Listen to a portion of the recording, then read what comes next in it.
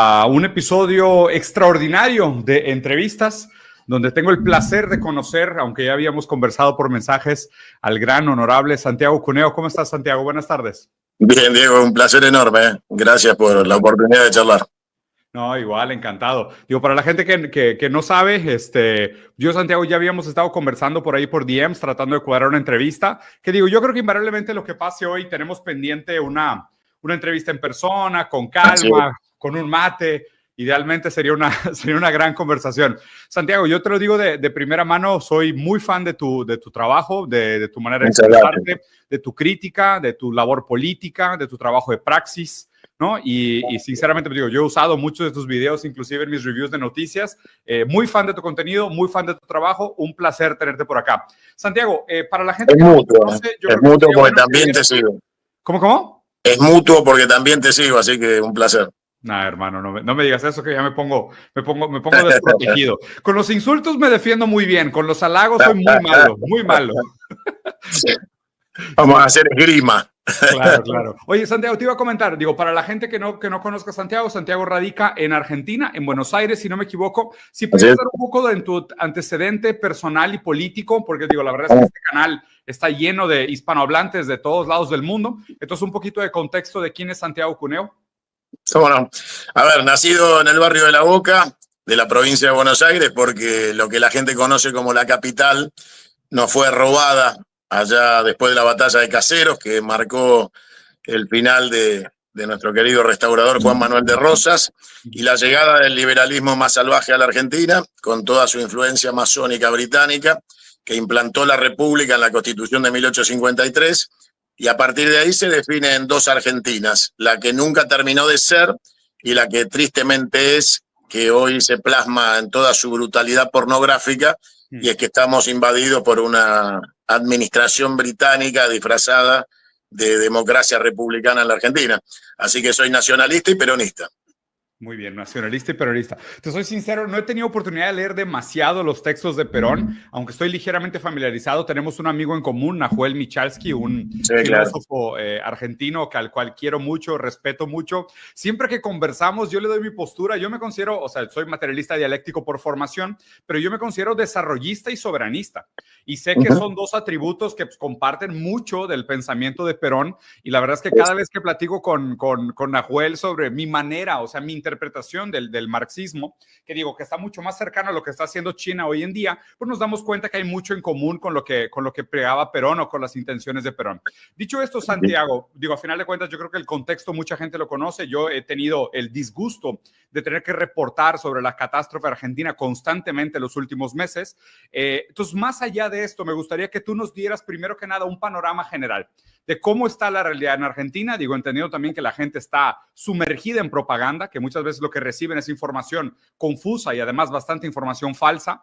La cantidad de bots que tiene el equipo de Javier Milei es una atrocidad, además pagada por el dinero público del pueblo argentino. Entonces, danos tú un panorama de una persona que vive allá, que está inmiscuida con la realidad del pueblo argentino. ¿Cómo están las cosas en Argentina en este momento? Bueno, para comenzar te definiría con que has cometido un gran acierto, porque el peronismo, con su constitución del 49 secuestrada, es ni más ni menos que la economía híbrida china de hoy. O sea que China está ejecutando el plan peronista inconcluso de 1949. Así que tenemos envidia de lo que pudieron hacer y nosotros todavía no completamos. La realidad es que la Argentina hoy está parada en el peor de los mundos porque geopolíticamente, como decía el teniente general Juan Domingo Perón, la única política importante es la política internacional. La Argentina está del lado incorrecto de la vida, está junto al genocida de Netanyahu, al criminal de guerra y nazi de Netanyahu, con un involucramiento pornográfico de parte de quien ocupa la presidencia de esta república corrupta y corrompedora que administra la Argentina, que le permite a sola firma, por la vía de decretos y de imposiciones de voluntades antidemocráticas, estamos bajo un gobierno de ocupación autárquico, camino a una dictadura, que se implanta desde los lugares de los peores ejemplos. Esos bots y esos trolls de los que vos hablás, que se financian con el saqueo de la Argentina, son la copia de los centers de Trump y de Bolsonaro. Exacto. Con lo cual, Argentina es el componente del tridente de las tres experiencias fascistas de América, desde Alaska hasta la Antártida, que han dado resultado. Gracias a Dios resisten México y Brasil, como ejemplo, y otros países de Latinoamérica que no han completado el ciclo perverso como la Argentina, pero la Argentina sí se ha sumado a la trilogía del mal y somos un ejemplo que obviamente va a terminar como terminó Bolsonaro, que terminará 40 años preso por intento de golpe de Estado.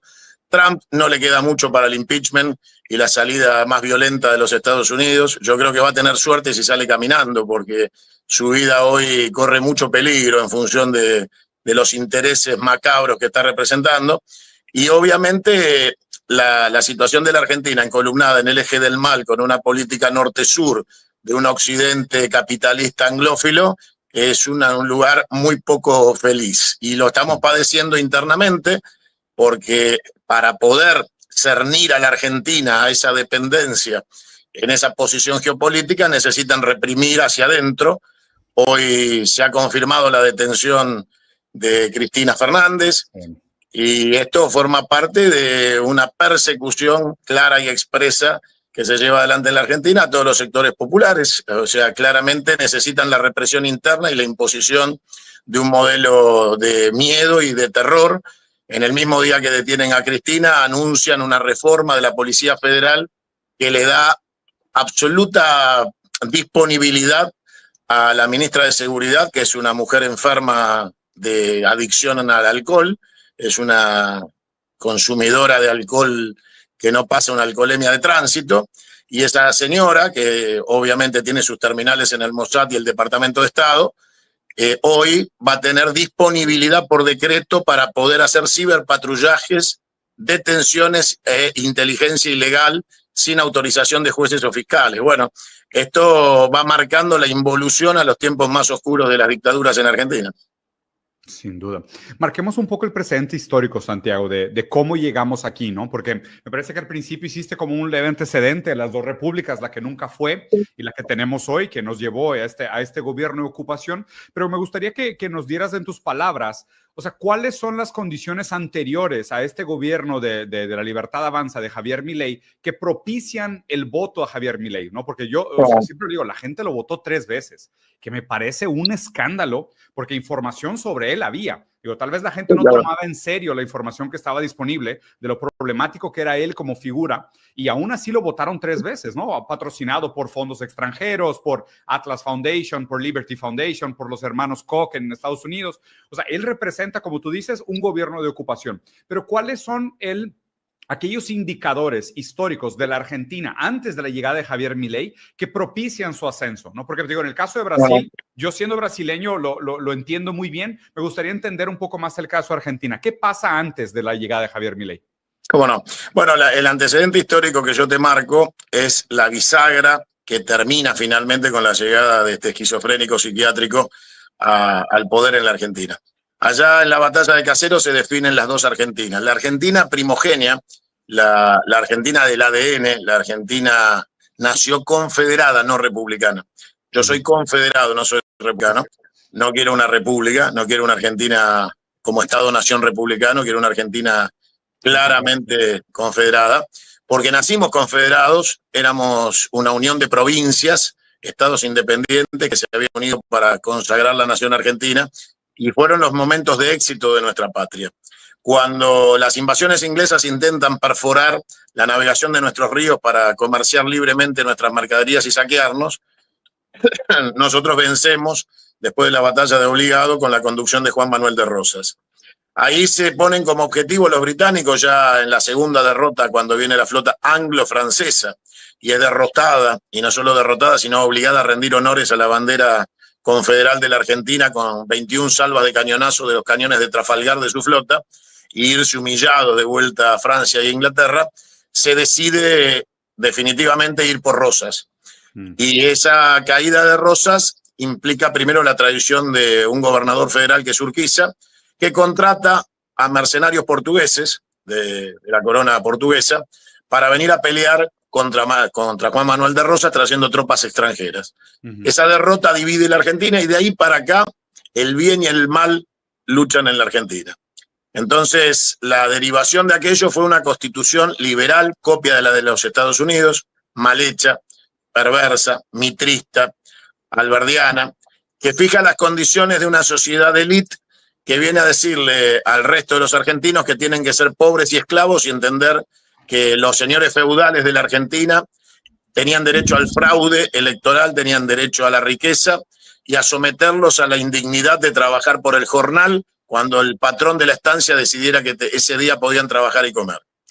Cuando empiezan las primeras expresiones, que son la Unión Cívica Radical, allá por 1890, en el Jardín Florida, cuando se produce la Revolución del Parque, y es el primer intento de liberación del sometimiento a la generación del 80, y se inicia con aquella revolución en serio, con los boinas blancas sublevados con el colegio militar, frente a lo que era ese modelo anglófilo y saqueador, se empieza a construir un modelo popular, y ese modelo popular empieza a cobrar fuerza. Y cobra tanta fuerza que finalmente Hipólito Yrigoyen termina siendo presidente en 1916 por el voto universal, con padrón militar. Y se empieza a producir una revolución con Yrigoyen cuando Yrigoyen crea yacimientos carbolíferos fiscales con Mosconi y empieza a desarrollar la Argentina, la petroquímica, el trabajo, los primeros derechos de los trabajadores. Y de ahí nace alguien que era un cadete del colegio militar y observa el proceso revolucionario popular que se llamó Juan Domingo Perón. Y nace la Forja, la fuerza organizadora radical de la joven Argentina que le sirve con Homero Mansi y Jauretche de transición al radicalismo hacia el peronismo del 17 de octubre. Y Perón llega al poder sin deberle nada a nadie, sin deberle a ningún sponsor sus campañas, sin deberle dinero a nadie que lo financió para llegar al poder. Simplemente lo fue a buscar el pueblo cruzando el riachuelo y exigiendo la vuelta de Perón, que estaba detenido Martín García. Junto a él venía alguien que tampoco le debía nada a nadie, que se llamaba Evita Perón. Y dos personas que no le debían nada a nadie hicieron la revolución popular en la Argentina. Nació el peronismo, nació la industrialización, nació la prospectiva, el desarrollo estratégico, que venían de la revolución del 43 con el GO, ahí nace el Perón que va a ser presidente. Y claro, eso desata las fuerzas del odio, porque Perón interrumpe la colonización de la Argentina, que había sido instaurada nuevamente con un golpe de Estado el 6 de septiembre de 1930, derrocando a Hipólito Yrigoyen. Esa Argentina lucha permanentemente entre el proyecto anglófilo y saqueador y el proyecto nacionalista y patriota. Entonces, la Argentina duerme con el enemigo. Durante algunos años construimos la Argentina de nuestros sueños e inmediatamente vuelven ellos a destruirlo. Durante el siglo XX fuimos destruidos a través del mecanismo de los golpes de Estado, la interrupción de la democracia una y otra vez. Entonces, vos ponés hoy la vara y la traes a hoy, al día de hoy, exactamente a hoy, y la Corte Suprema que manda presa a Cristina es la heredera de todas las Cortes Supremas de Justicia argentinas que legitimaron los golpes de Estado y dictaron la norma de representación republicana de los dictadores como presidente de la República. O sea, en la Argentina, todos los presidentes de las dictaduras fueron reconocidos por la Corte Suprema de Justicia como presidentes de la República. Eso quiere decir que si mi hijo de 4 años, mi hija de 4 años, me pregunta, papá, ¿cómo se puede ser presidente en la Argentina?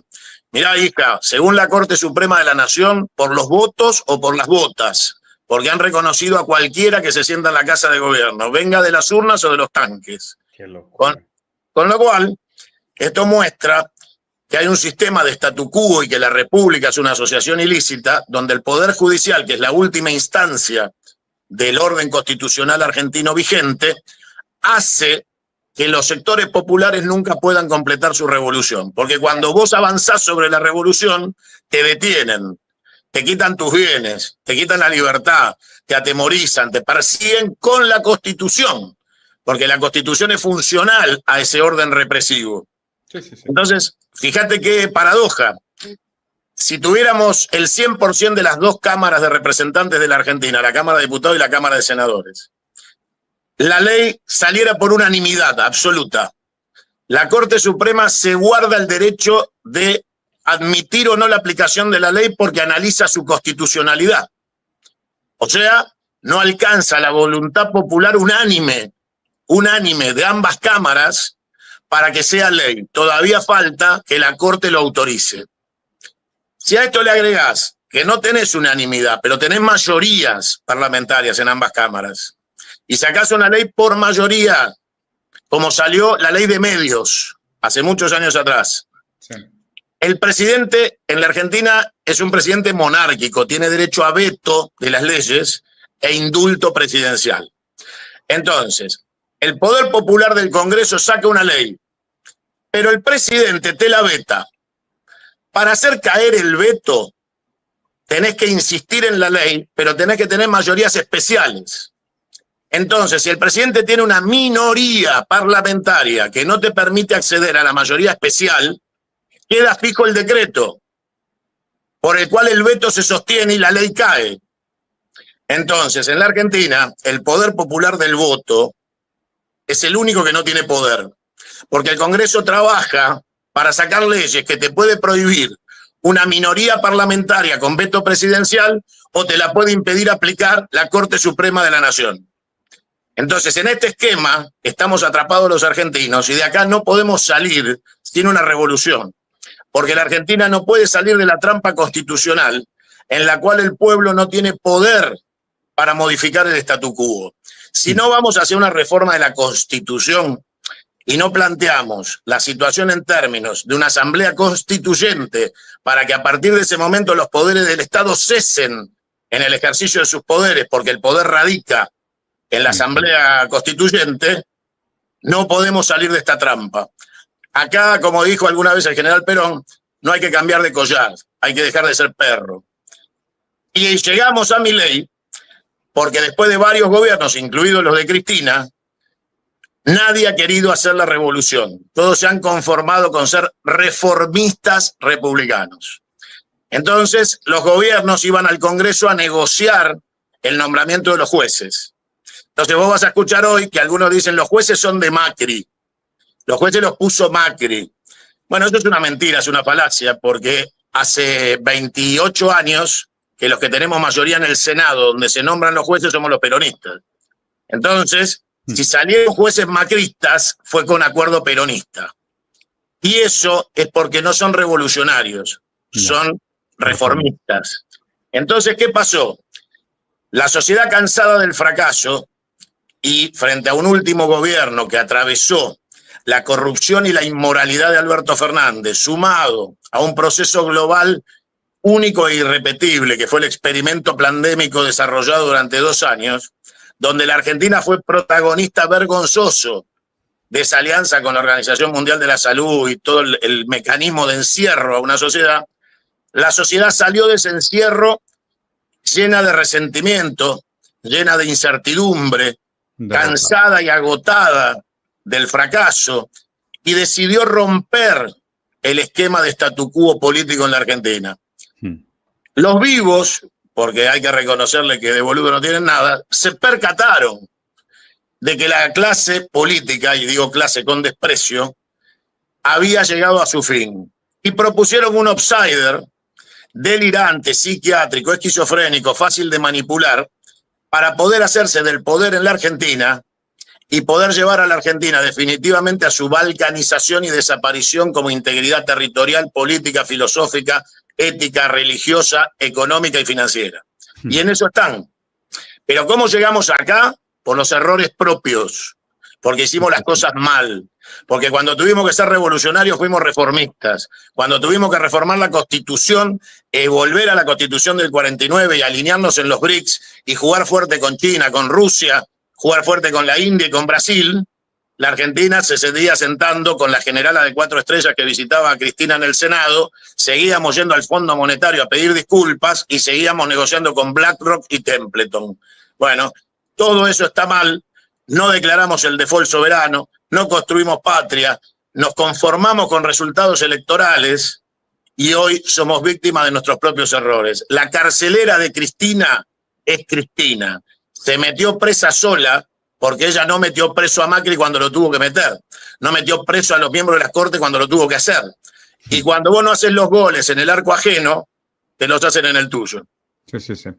Fíjate qué interesante, porque tu análisis de la característica intrínseca de la socialdemocracia, resistirse a cualquier tipo de cambio, más allá de los cambios estéticos, ¿no? Porque pareciera que la política hoy en día es un juego se altera todo aquello que se tiene que alterar para que no cambie nada en esquema final, ¿no? Como que tienen a la gente profundamente distraída con temas que parecen ser muy importantes, pero realmente son temas que reflejan los intereses y las prioridades de minorías, mientras las relaciones de poder y las asimetrías permanecen iguales, ¿no? Y nosotros estamos casi atrapados en estos juegos. Y fíjate que, o sea, tu crítica al reformismo contra la revolución, yo la comparto muchísimo. O sea, yo creo que ese debería ser el diagnóstico el que tú haces, muy similar a los experimentos de muchos otros países hispanohablantes que tuvieron el mismo problema. Porque al final de cuentas, la metafísica liberal que sostiene el Estado moderno liberal tiene una serie de premisas a priori que imposibilitan su superación, a menos de que sea a través de la vía revolucionaria. Esto es un aprendizaje dolorosísimo para nosotros como continente, como región en el mundo, que lo que tenemos que aprender ahora es de que, dime un país que haya logrado realmente un proceso de insubordinación, o sea, de superar el proceso de subordinación neocolonial a través del reformismo. Ninguno lo hizo, no se puede. O sea, todos ellos tuvieron que pasar por alguna manera o por otra por un proceso revolucionario. Entonces, me gusta mucho tu análisis, me parece fantástico, Santiago. Ahora, avancemos un poquito, ¿no? Porque quiero llegar a la figura de Javier, porque entiendo también que tú lo conoces desde hace muchísimo tiempo. Sí, claro. Pero tú comentaste que hay un grupo que despectivamente esta casta política, ¿no? Que comparto el desprecio. Esta casta política ve esta área de oportunidad, ve esta Argentina derrotada por la pandemia, doblegada, dolida, ¿no? Decepcionada con las instituciones, decepcionada con una serie de promesas crónicas que nunca se cumplen, ¿no? Y ahí, pues digo, también citando a Hegel y a Engels, ¿no? Es como que lo que produce muchas veces estos proyectos reaccionarios son proyectos populistas que entregan de más y prometen de más y entregan de menos, ¿no? Entonces siempre viene así un populista de izquierda, dicho de manera general, ¿no? A prometer de más y planes sociales y discursos de postureo moral y lo que tú quieras, entrega en menos, obviamente, porque el reformismo no logra transformar la realidad material de los trabajadores y pues eso se aprovecha, se capitaliza y normalmente viene después pues un proyecto reaccionario como es el caso de ustedes, como fue el caso de Brasil y demás. Háblame un poco de esa casta política. O sea, ellos a final de cuentas, o sea, ¿tú crees que escapan a la lógica del análisis? O sea, ellos no tienen intereses de clase como clase capitalista, o sea, no son los dueños de los medios de producción, o más bien, ¿qué característica en común tienen ellos, nosotros, para poder hacer un análisis crítico de la realidad material de Argentina? Mira, Argentina tiene un sector dominante de economía concentrada que no produce absolutamente nada. O sea, no, en la Argentina nadie es dueño de los medios de producción porque la Argentina ha dejado de producir. No produce. Con lo cual, la Argentina ha transferido a Brasil el 80% de su capacidad productiva y los medios de producción están hoy en San Paulo. Hemos sido donantes voluntarios de productividad hacia Brasil. La Argentina entró en el ciclo perverso anglosajón de la convicción norteamericana de que el mejor capitalismo es aquel en donde obviamente se gana dinero sin trabajar y el trabajo y la producción es para los esclavos que se van a quedar con la contaminación. Entonces, así como Estados Unidos le cedió a China la capacidad de quedarse con las fuentes de producción, nosotros se lo cedimos a Brasil. Por eso Argentina está desapareciendo del sistema productivo y tiene una negativa influencia desde el punto de vista real y material de la producción, y Brasil hoy es la sexta potencia del mundo.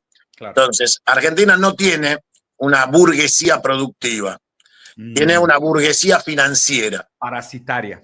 Exactamente. Entonces, los liberales te dicen que los que reciben planes sociales son vagos y no les gusta trabajar. Y la realidad es que los peronistas cometimos el gran error de permitirle a los proyectos populistas reemplazar el trabajo que daban Evita y Perón por planes sociales que nos llevaron a la catástrofe. Eso es uno de los grandes motivos por los cuales caímos en el sentir popular y nos desfiguramos como lo que nunca debimos dejar de ser, que es el movimiento social de los trabajadores. Claro. Cuando dejamos de generar trabajo y empezamos a repartir subsidios, dejamos de ser el sueño del trabajador, dejamos de representar sus intereses, dejamos de representar su dignidad, dejamos de ser dirigentes de su ascenso social para transformarnos únicamente en algo así como pastores evangelistas que abrazaban a sus fieles para decirle, pasá por la puerta que te van a dar un plan social. Entonces, como la política no es religión, viste que nuestro Señor Jesucristo dijo a Dios lo que es de Dios y al César lo que es del César. Entonces, la fe, la esperanza, todo eso para la iglesia. La gente en la política te pide resultados. Acá. Y a fin de mes quiere saber si llega o no llega con el salario, y si tiene un salario o se transformó en un marginal con plan social. Sí. La realidad es que en la Argentina los únicos que nunca trabajaron son los liberales. Porque los liberales en la Argentina, desde el principio de los tiempos, son terratenientes vagos que han saqueado la Argentina y que después se han transformado al sistema financiero en la dictadura salvaje y criminal del proceso de reorganización nacional, que con un proceso de transformación y mutación de la oligarquía argentina transformaron a la oligarquía argentina europeizada en una oligarquía argentina yanqui. Cambiaron la Torre Eiffel por Mickey Mouse. Entonces, la política argentina los llevó a sangre y fuego, sangre, represión, desaparecidos, niños robados, secuestros, tortura y muerte, a convencerse que era más fácil vender las fábricas y los tornos y los balancines, ponerlo en dólares a tasa de interés y no volver a trabajar nunca más, dedicarse a la patria financiera. Entonces la Argentina desde la década del 70 ha dejado de producir, no produce más nada. La Argentina está en un ciclo perverso de acumulación y distribución a través del carry trade, de la inversión golondrina, de la tasa de interés bestial y criminal para atraer dólares frescos de especulación.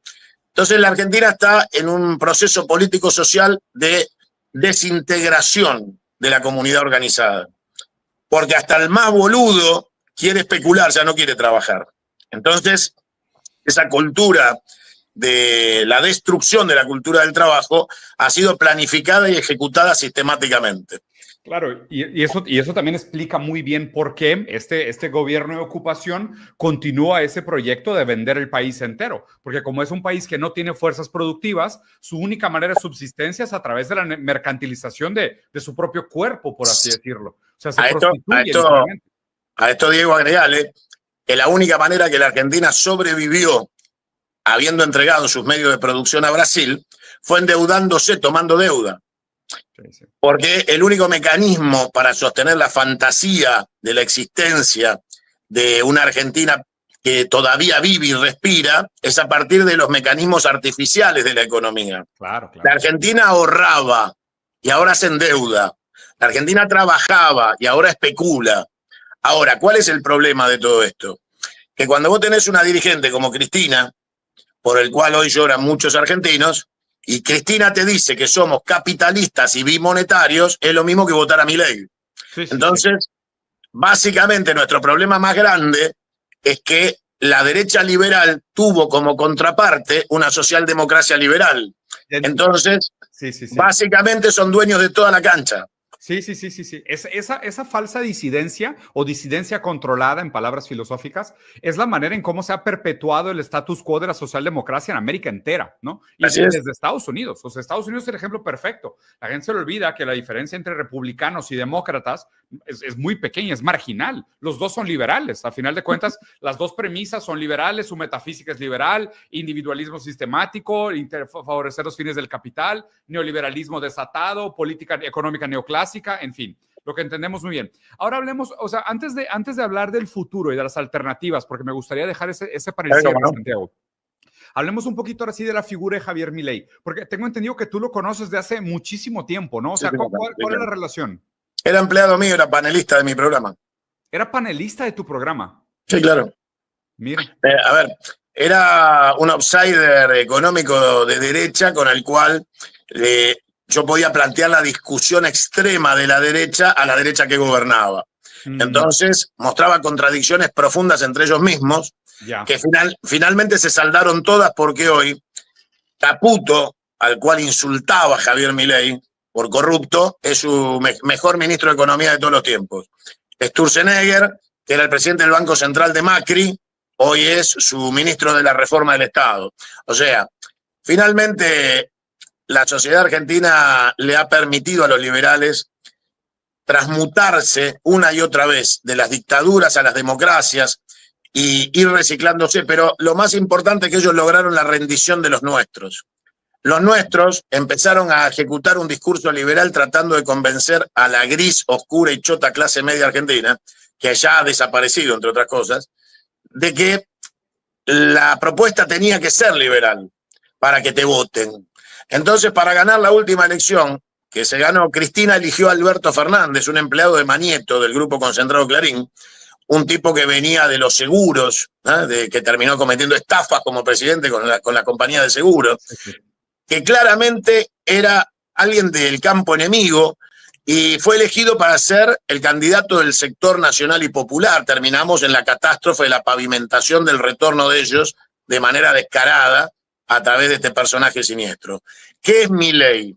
Yo mañana voy a estar ratificando mi denuncia contra Milei en Comodoro Pi, en el mismo lugar donde Cristina tenía que presentarse. ¿En qué consiste tu denuncia contra Javier? Mira, arranca básicamente el día que él va a Davos y expresa en nombre de los argentinos, porque habla como presidente de la República Argentina, aunque yo no lo sea, por ahora es el estatus legal de la Argentina.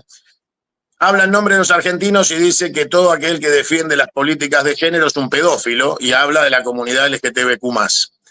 Entonces, yo le recuerdo a su señoría que el último que criminalizó la homosexualidad fue Hitler y que los dichos de este energúmeno psiquiátrico corren por su cuenta, pero nunca pueden correr como cuenta del pueblo argentino, como presidente de la nación en representación de todos nosotros, dejando a la Argentina frente al mundo como un país xenófobo, racista, homofóbico y de carácter criminal. Con lo cual, yo inicio el pedido de que sea juzgado por violar la ley que en la Argentina prevé la antidiscriminación, porque los efectos de sus dichos, si bien fueron dichos en Davos, repercuten en la Argentina porque es el presidente de la República y sus dichos y su composición discursiva afecta a la discriminación interna en la Argentina de aquellos que lo siguen y que propician ese discurso de odio hacia distintos sectores ideológicos. Dijo que hay que matar a los socialistas.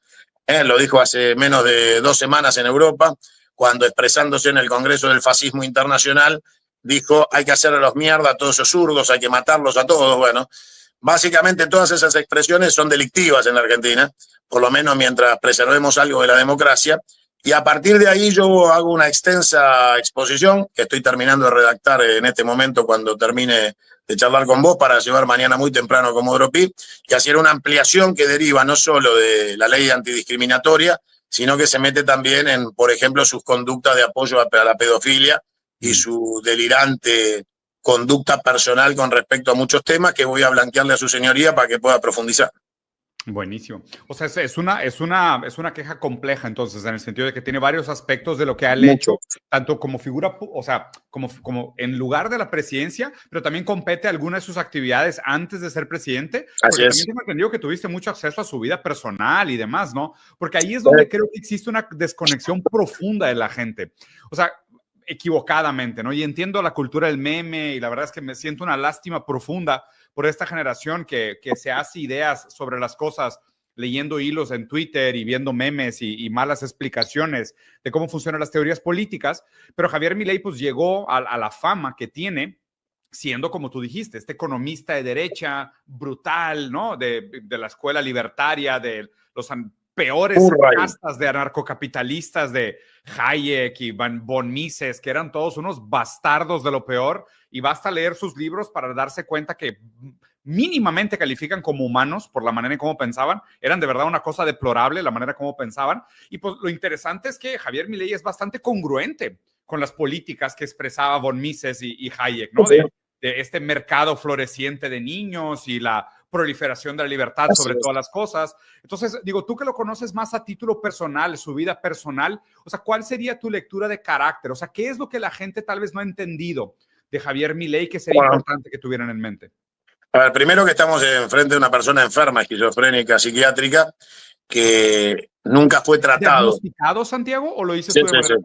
No, eso es confeso por él conmigo, que él conocía su diagnóstico, pero no se trataba, y derivó en la quiromancia, las brujas, la bola de cristal, las sectas religiosas y todo aquello que, digamos, que dentro del mundo del delirio de una persona enferma podía hacer que se sintiera contenido. Por eso terminó siendo parte de la secta a la que pertenece y por eso terminó vinculado al mundo del cosplay y el delirio de brujas tarotistas.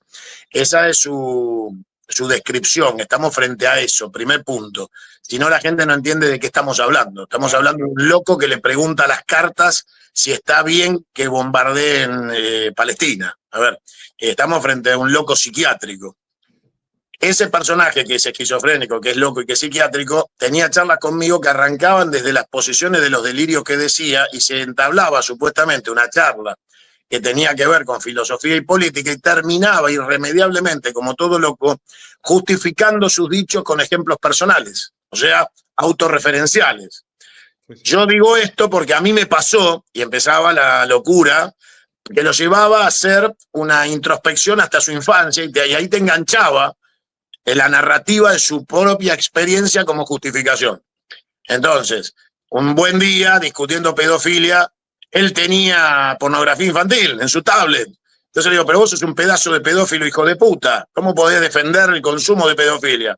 Y ahí arranca su explicación sobre la teoría de Murray y el mercado de los niños, el derecho a venderlos, y de los niños a tener la potestad de elegir y de disponer de la elección de tener sexo con adultos. Y su justificación era que nuestras abuelas se casaban a los 15 años con nuestros abuelos. Entonces, ¿qué tiene de malo? Bueno, después hablaba de las dotes y se vendían los hijos porque vos para casarlo tenías que pagar dote. Entonces yo le decía, mirá, si sos liberal no podés defender principios monárquicos y de señores feudales. A ver, explícame la contradicción filosófica. Sí. Bueno, el problema es que ellos crean una teoría basada en su odio, en su resentimiento, en el bullying que sufrieron, en el grooming. O sea, son víctimas a las cuales uno de chicos les tiene lástima, de grandes y afectando a terceros, nos queda la responsabilidad de eliminarlo del Estado. Pero estamos frente a un loco que vincula las tesis delirantes de esos hijos de puta que nombraste y él las completa con su propia experiencia personal. O sea, él a Murray y del mercado de niños lo completa con que él fue abusado de niño. Entonces cree que él tiene todo el contexto para completar lo que falta decir de ese libro que ya es un disparate y es una oda al satanismo. Pero bueno, digamos, estamos frente a un loco psiquiátrico y ese loco psiquiátrico cree, entre otras cosas, que es el Mesías judío. A ver si entendemos. Él cree que él es el Mesías judío. O sea, ¿él sí es de origen judía o en qué momento? No, él es de origen católico, era de Boca y se hizo de River. A ver, él en su transición delirante llega a una secta que supuestamente es de origen de religión judía, que lo lleva a la convicción de que él es el Mesías judío, que él es judío y va a salvar al pueblo judío. Y que él está acá para salvar al pueblo judío, no al pueblo argentino. Que él está cumpliendo esta misión para salvar al pueblo judío. En este delirio, en donde se siente el Mesías, él busca identidad en vidas anteriores. Lo convencieron que él reencarnó muchas veces. Entonces viene desde que el día que conoció a Conan, porque Conan era un león y él era un gladiador romano, y ahí se conocieron, y de ahí para acá todos los delirios que te puedas imaginar.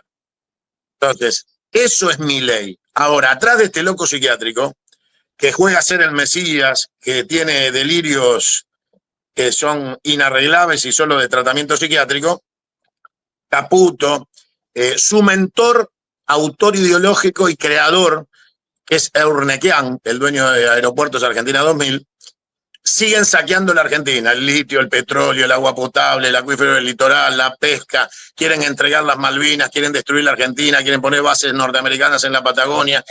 Sí. Entonces, claramente, mientras te distraen con este delirante esquizofrénico, la Argentina está siendo saqueada y descuartizada. Que mira, ahí el punto central para mí es este. O sea, ¿qué tenemos que hacer nosotros? O sea, ¿cuál es nuestra responsabilidad? Porque me encanta la manera como lo planteaste y comparto mucho tu postura. O sea, como figuras públicas, como comunicadores, como formadores de opinión, como personas con praxis política, con praxis de calle, ¿no? Con un compromiso con la clase trabajadora. O sea, ¿qué tenemos que hacer nosotros? Porque yo lo que preveo es que probablemente lo que va a suceder es que va a haber un asesinato de carácter, o sea, van a crucificar a Milei, ¿no? O sea, probablemente Milei va a acabar crucificado, porque la gente que lo está usando lo va a llevar al límite de su uso. No hay duda. Y cuando llegue el límite de su uso, lo van a sacrificar, ¿no? Como no ha pasado N veces, ¿no? Y él, pues definitivamente, tal vez, sin psicologizar demasiado el asunto, pero por la carencia del reconocimiento de una figura de autoridad o una figura paterna que le diera cariño, él buscó esa figura paterna en todos lados y nunca la encontró. Entonces, donde le decían desde una figura de autoridad que él tenía un lugar especial, él hacía todo por esa mirada de reconocimiento que tal vez fue lo que constituyentemente más le hizo falta, ¿okay? Pero el caso es de que su uso se va a terminar. Cuando su uso se termine, lo que preocupa, Santiago, es justo lo que comentabas, que la gente vea a Cristina como la alternativa. O sea, que regresemos a esa falsa oscilación de poder, a esa disidencia controlada, a ese mismismo. O sea, ¿cómo se rompe esa osmosis? O sea, ¿cómo se rompe ese estado de impasse político en Argentina? Mira, en eso están, por eso es tan paradigmático que en estas horas la polarización de la Argentina la estén propiciando desde los medios de Clarín.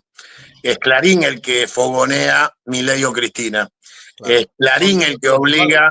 Claro, es Clarín el que obliga a los gobernadores y dirigentes sindicales a agruparse atrás de Cristina porque les hacen ver que ahí tienen una oportunidad electoral. Entonces le venden a la sociedad que ganar una elección es el mecanismo transformador. Y claramente ganamos con Alberto Fernández y mirá dónde estamos. Entonces, lo primero que hay que explicarle a la gente es que el ser está antes del hacer. Si no sabemos qué somos, no sabemos para qué carajo ganar una elección. Entonces, la propuesta electoral en sí misma no tiene ninguna validez. Esto de le ganamos una elección es absolutamente falso si la matrix electoral, los financistas de la campaña y los acreedores políticos de quien va a ganar son los mismos que los de antes. Exactamente. Entonces, nosotros debemos proponerle a la sociedad, primero, romper el mito de Cristina, que no cambia. Mirá, fíjate qué paradigmático. Cristina, en este momento, presa por la Corte Suprema de la Nación, no le pide el juicio político a la Corte que la metió presa. Cristina, hace 1 año y medio, que no permite que le pidamos el juicio político en la Cámara de Diputados a Milei. Yo lo presenté, el pedido de juicio político, en marzo del 2024. ¿Y por qué? En la Cámara de Diputados tenemos 99 diputados, supuestamente, de nuestro sector. Y en la Cámara de Diputados no está constituida todavía la Comisión de Juicio Político. O sea, cayeron las presentaciones de pedido de juicio político por falta de tratamiento en comisión porque la comisión simplemente no existe, no ha sido constituida. Y esto tiene que ver con un pacto, hay un pacto, ese pacto es de no romper los límites republicanos, o sea, no salirse de los límites republicanos, ni aún yendo en cana, o sea, hasta presa tenés que respetar los códigos que te marcamos, porque si sacás los pies de ese código y planteás un proceso revolucionario, por ejemplo, si a Cunio la Corte le dice, Cunio, usted va a quedar preso, y Cunio dice, venime a buscar si te da el cuero, y la gente viene y se para en la puerta de tu casa y te dicen, por acá no pasás, estamos frente a un proceso revolucionario. Ahora, si vos decís, Cristina, vas en cana, bueno, ¿a qué hora tengo que estar? Y la gente sale a la calle, y vos le decís, bueno, pero no hagan ruido, porque si no me sacan la domiciliaria y me mandan a un penal. Vamos a esperar, faltan 2 años. Vamos a ir viendo quién es el candidato ahora para septiembre. Bueno, digamos, la revolución no está seguro ahí. Sí, ya te entendí. Claro.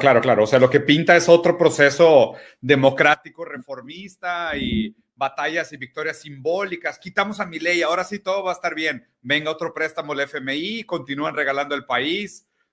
Mira, si Cristina aceptó tener a un ministro de Economía 3 años, que fue Guzmán, que había sido asesor de Sturzenegger durante los 4 años de Macri en el Banco Central, y de repente era el ministro de Economía Nacional y Popular, que nos llevó a refinanciar con el Fondo Monetario y a acordar con los acreedores buitres.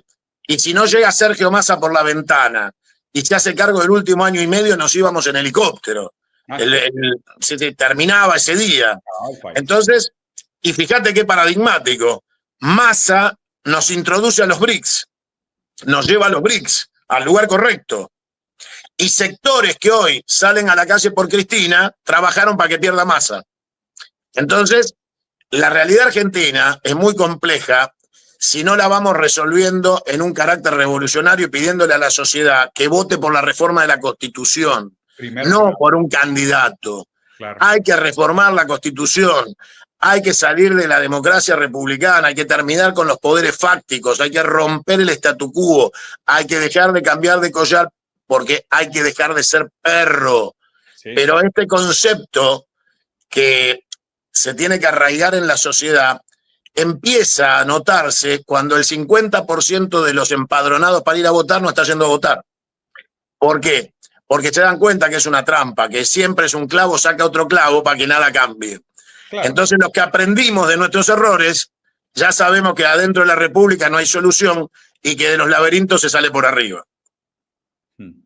Oye, qué interesante. Fíjate que, digo, este diagnóstico que haces del hartazgo de la democracia, yo creo que es un sentimiento con el cual todos nosotros, hispanoamericanos, todos los hispanohablantes nos identificamos. O sea, este hartazgo con el proceso democrático es amplio, perenne y dominante, ¿no? Digo, la verdad es que yo también tengo pasaporte mexicano, pero también tengo pasaporte brasileño. Me parece que la victoria que tuvo la doctora Claudia Sheinbaum en México fue atípica para las democracias americanas, o sea, ganó con un margen de casi 30%, pero también porque la oposición en México era ridícula y sigue siendo ridícula, sigue teniendo absolutamente ningún proyecto, pero también es cierto que justo después de su victoria, la primera gran junta de negociación fue con BlackRock, ¿no? Entonces, o sea, eso es algo que hay que decirlo, ¿no? Digo, tal vez sea lo menos peor, como decía Lenin, es más fácil buscar el camino revolucionario desde una democracia liberal que desde una dictadura fascista, estoy de acuerdo, pero no nos podemos conformar con ello, o sea, la lucha sigue siendo por los procesos revolucionarios. Entonces digo, queda claro, Santiago, que o sea, la vía tiene que ser por la conciencia, la necesidad de una reforma constitucional, primero que nada. Porque si no hay reforma constitucional, seguirá existiendo este proceso democrático que es un impasse en sí mismo que imposibilita cualquier cambio. Y que encima tiene la facultad de regalarte un triunfo electoral para calmar los procesos revolucionarios y continuar con el statu quo. O sea, si ellos necesitan que Cristina vuelva a ser presidenta, la sacan. El tema es que nada cambie. Claro. Entonces, la realidad es que esos procesos de deterioro profundo, cuando ya se oxidan los hierros adentro del hormigón, la sociedad empieza a derrumbarse. Ahora, bajo el concepto de la realidad geopolítica que estamos viviendo, en una lluvia de misiles que pueden transformarse en cualquier momento en intercontinentales, porque por ahora estamos en una guerra táctica que tiene un perímetro determinado, pero amenaza con expandirse en cualquier momento.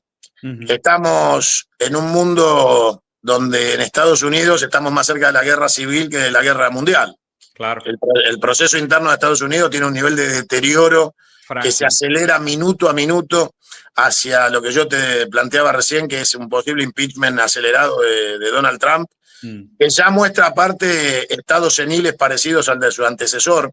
Se empieza a equivocar de nombres en los discursos y a no ubicar a las personas. O sea, y se caen las escaleras de los aviones y demás. Mismos errores que Biden. Ya empezamos a cometer, digamos, le empieza a pesar la misma biología que el anterior, pero estamos en el medio de un mundo en la delgada línea roja del uso de armas nucleares. Sí. Entonces, está claro que la Argentina, en este statu quo que pretende de mantener indefinidamente de Estado colonial, empieza a resquebrajarse porque está por caerse su mandante. O sea, el capitalismo occidental anglófilo está en crisis. Del otro lado están en desarrollo. Se ha iniciado la época de la Euroasia con fuerza y eso nace mientras el otro se hunde. Es como las placas tectónicas, una sube, la otra se hunde. Bueno, este nacimiento de los BRICS está hundiendo en la desesperación a un mundo anglófilo occidental que vivía del petrodólar y el petrodólar se acabó. Porque a partir de que Rusia empezó a comerciar sus energéticos en rublos y en oro, el respaldo petróleo-dólar se terminó. Claro. Y en este concepto el dólar hoy vale menos que nunca. Empieza la inflación en dólares, empieza la recesión interna, empieza la necesidad de subir tasas y aranceles y de jugar con políticas monetarias y empezar a ver qué hacer con la tasa de interés interna y la mayor deuda económica del mundo, que es la de Estados Unidos. 650% sobre PIB. Bueno, esto a la Argentina la deja en el filo de la ruptura del eje al que se quieren vincular históricamente la oligarquía financiera argentina. El modelo que quieren replicar, Santiago. Claro, a ver, quieren replicar un modelo en caída, quieren subirse por la puerta de atrás a un colectivo que va a chocar. Entonces, la realidad es que tenemos una oportunidad y es su error táctico, su delirio, su necesidad de aprovechar hasta el último segundo la posibilidad de saquear la Argentina. Vos fijate que tenemos un loco esquizofrénico al cual la hermana le hizo tuitear el mensaje de Libra, que es un estafador global que ha cometido un delito privado en el ejercicio de la función pública. Es un delirio. El presidente de la Argentina es un estafador global. Sí, Su hermana es la instigadora del delito. Y mientras tanto, mientras eso continúa, la Argentina se endeuda en 44.000 millones de dólares más con el Fondo Monetario, que no le puede pagar. Y el fondo le dice que a fin de año le tenemos que cancelar los swap a China, que son 19.000 millones. Entonces, en este esquema, mientras China acaba de anunciar que apoya a Irán, Rusia acaba de anunciar que apoya a Irán, la conflagración BRICS muestra solidez militar frente al conflicto. Argentina tiene un loco desquiciado que acaba de venir de Israel de firmar un convenio para pagarle pensiones con dinero argentino a los ciudadanos israelíes que quieran venir a la Argentina. Explícame eso, Santiago. Explícame eso también y qué tan fundado es el miedo de que la Patagonia se pueda transformar en la nueva Israel. No, pero, a ver, la Argentina puede ser, la Patagonia Argentina puede ser Marte, porque estamos indefensos, pueden venir los marcianos y quedarse con la Patagonia. Ya. Le lleva quien tenga 2 cañones en este, momento, ¿no? Si tenés 20 amigos que tengan ganas de quedarse con algo, vengan para acá. Pero nos organizamos y tomamos la Patagonia. Claro, pero la locura de esto del acuerdo con Netanyahu, con el asesino criminal nazi de Netanyahu, es porque él cree que es el Mesías judío. Él cree que su misión es rescatar al pueblo judío del holocausto árabe, y entonces él cree que va a poner a disposición la Argentina de lo que él considera su pueblo, porque él es el Mesías. Entonces, el nivel de locura no tiene interpretación política posible. Es simplemente un loco que cree que es Jesús de Nazaret. Quiero hacer un paréntesis aquí, porque la gente suele no tomarse en serio estos comentarios, ¿no? Y decir, no, ¿cómo puede ser que un presidente de un país sea loco, esquizofrénico y esté en cultos? Digo, ustedes no conocen presidentes de países. Yo conozco varios. O sea, yo ya tuve la oportunidad de platicar directamente con presidentes y expresidentes. Créanme que primero que nada, muchos son muy decepcionantes y muchos tienen además un delirio tremendo, porque ustedes no saben lo que le hace esa posición de poder a una persona y lo que tiene que tener una persona para aspirar a esas posiciones de poder. O sea, Lacan lo decía, psicoanalista francés de los 70s, decía, ¿quién es más loco? ¿El que se cree rey por un día o el que es rey y se cree su lugar como rey todos los días?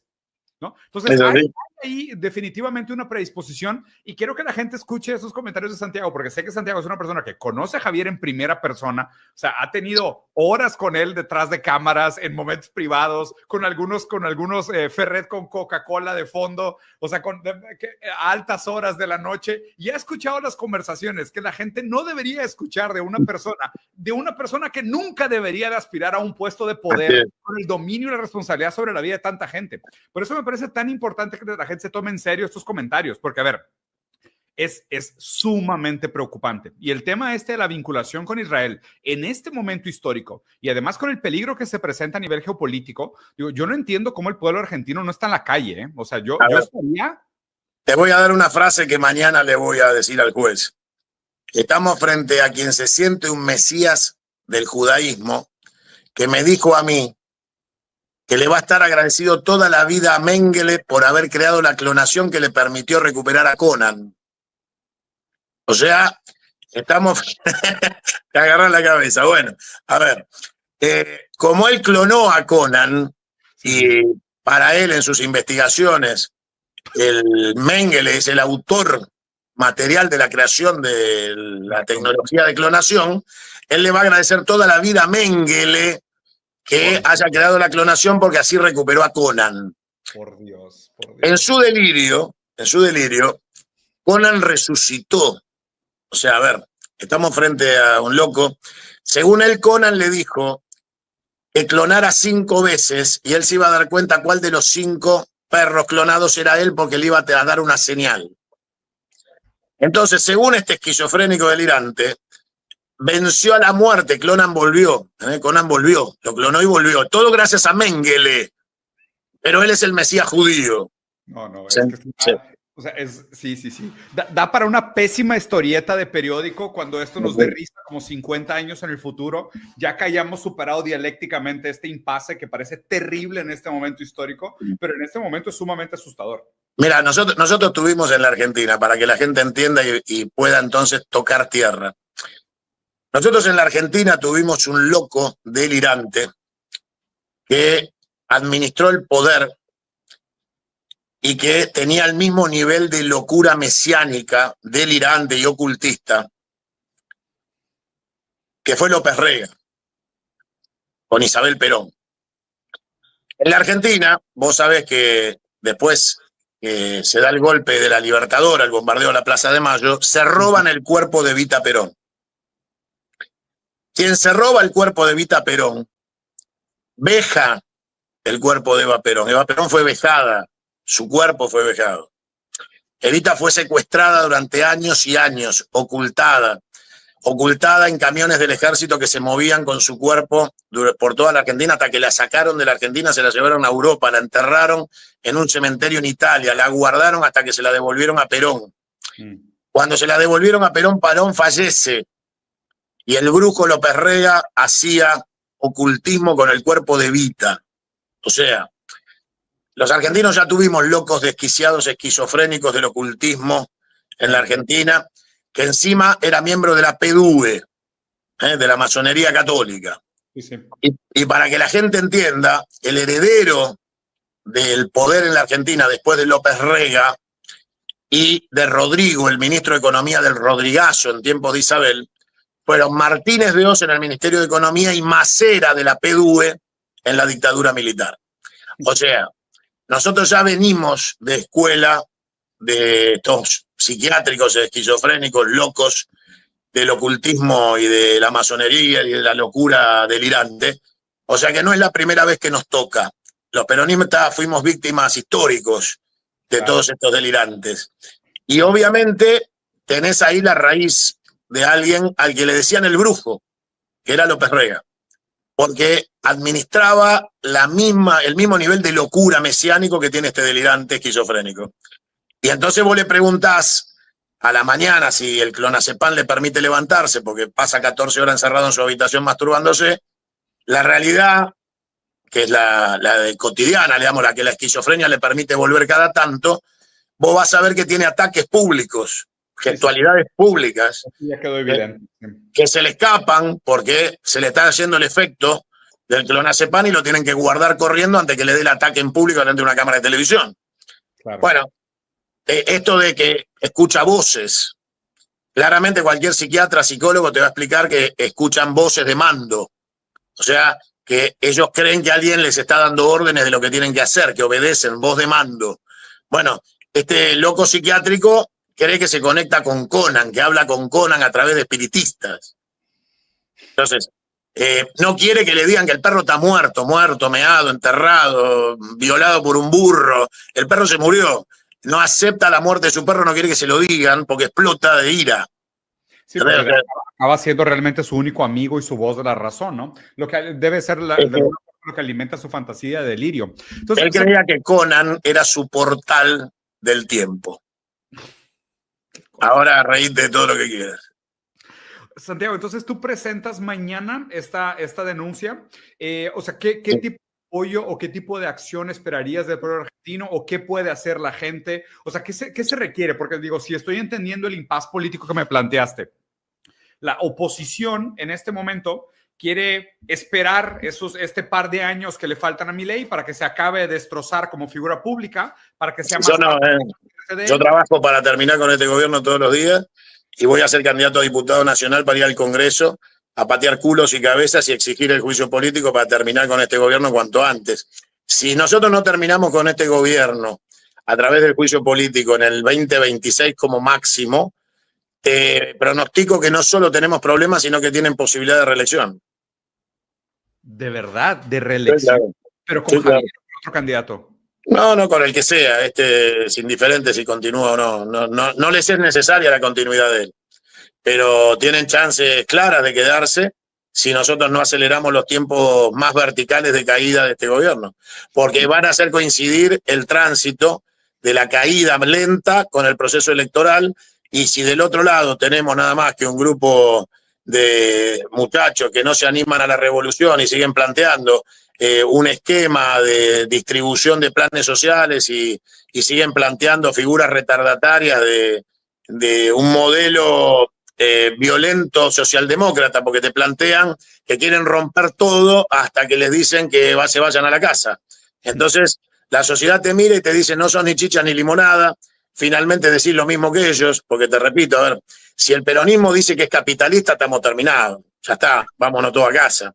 Y te cansás de escuchar pelotudos que dicen que son peronistas, incluida Cristina, diciendo que somos capitalistas, somos bimonetarios y tenemos que hacer los deberes del ajuste porque no podemos gastar más de lo que entra. Bueno, a ver, no hay mucho más para explicar, ¿no? O sea, cuando acá te dicen que China es capitalista, entonces vos le decís, mirá, en China los medios de producción son del Estado, hermano, y yo no conozco capitalismo con medios de producción en mano estatal. Pero si vos querés, le damos. O sea, la realidad es que está en el nivel de decadencia intelectual, que por eso yo fijo primero la necesidad del ser.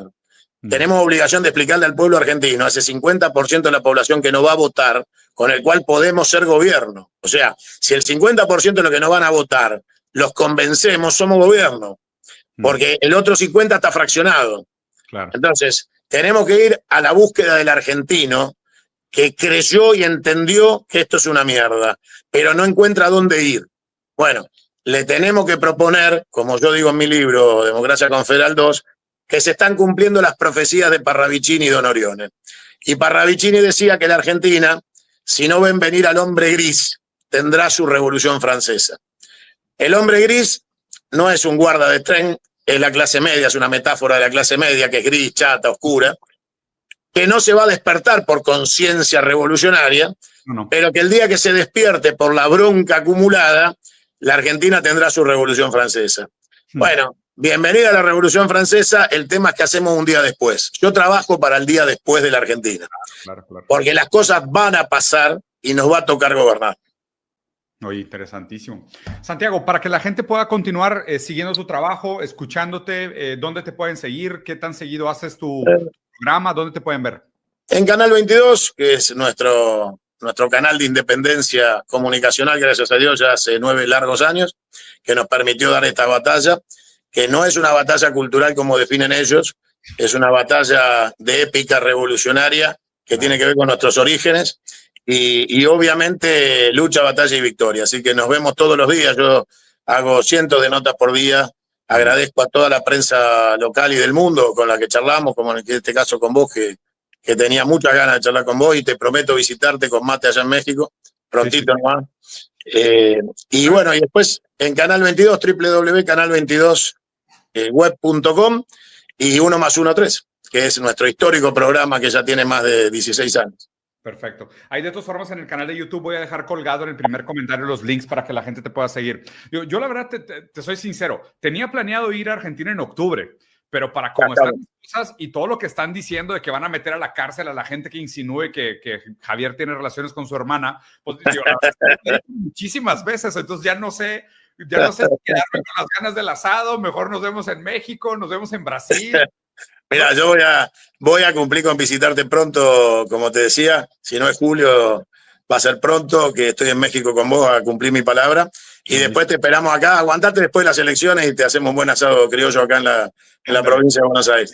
Eso sí, si Dios quiere, para festejar que ya sea diputado y tengamos la revolución en marcha. Me gusta mucho la idea. Ahí te contaré la historia, porque la última vez que estuve en Argentina me bautizaron en la iglesia maradoniana. Muy bien. Muy bien. Pelé y reconocer al Diego, al verdadero Diego. Y me hicieron cantar, Maradona es más grande que Pelé. Y dije, sí, claro que sí, tenía conciencia de clase, como que no, Pelé traidor, güey, sin problema lo abandono en el camino. Pero y el Maradona que decías, soy amigo de Irán, sí, que está grabado. Del lado correcto de la historia, una es el grande, ¿eh? Así es. Diego, lo más grande que... Muchísimo por la conversación, un placer. Digo, ya esta primera me parece que era como temas un poco más urgentes o perennes, ¿no? Porque sé que mañana presentas la denuncia. Entonces, sí, me interesaba mucho darte el espacio para que la gente pudiera conocer tu proyecto político, lo que estás haciendo en Praxis Política, pero ya más adelante me gustaría decir que tuviéramos una conversación tal vez más calmada. Me sigo convenciendo a ser peronista y cada vez que hablo con peronistas me siento más tentado y siento que tengo más cosas en común. Mira, como decía Perón, en la Argentina todos somos peronistas. Así que ya, es como el tango te espera, el peronismo te espera, ya vas a llegar. Así bueno, pues, bienvenido. Y quiero dejar como último mensaje para que no haya confusiones, que obviamente quiero la libertad de Cristina, que el dictamen de la Corte es un delirio, que claramente Cristina no está haciendo las cosas bien y no entiende claramente cuál era su rol histórico de garantizar una revolución, pero de todas maneras es víctima de este sistema perverso de lawfare y de este fascismo imperante que la tiene presa a partir de hoy. Así que, obviamente, mi compromiso es trabajar para su libertad, pero no, para que se entienda, sentarnos en la misma mesa. A mí Cristina no me condujo ni me conducirá, pero trabajo para su libertad y para que se equivoque libre, porque no es justo que esté detenida. Claro, muy bien. Santiago, un placer gigantesco. Mi canal siempre está abierto. Siempre que quieras venir, un día podemos inclusive revisar las noticias internacionales juntos. Creo que estaría divertido. Y nada, te esperamos acá en México también cuando vengas. A toda la gente que estuvo con nosotros, le agradecemos mucho los comentarios. Tenemos 4,000 personas conectadas en vivo, un martes en la tarde, lo cual me parece fantástico. De todas formas, si no lo vieron en vivo, este video se va a quedar en YouTube. Dejen aquí sus comentarios abajo y vayan a ver en el primer comentario las redes de Santiago y su canal y su programa para que lo puedan seguir. Capital Humano, cuídense mucho. Nos vemos entre semana. Chao, Diego. Gracias. Si querés sumarte a la batalla cultural contra las nefastas ideas de Javier Milei, dale like, suscríbete y deja tu opinión en la caja de comentarios.